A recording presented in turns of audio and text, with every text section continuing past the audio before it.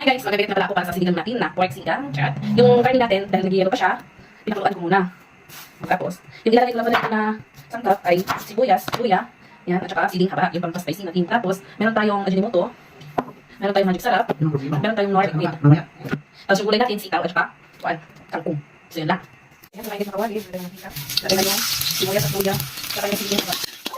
Lagay natin yan, pinakuluan natin sa lagay tayo ng nor, lagay natin sa bawas sa karne na pinakuluan kanina. Lagay tayo ng crack na paminta.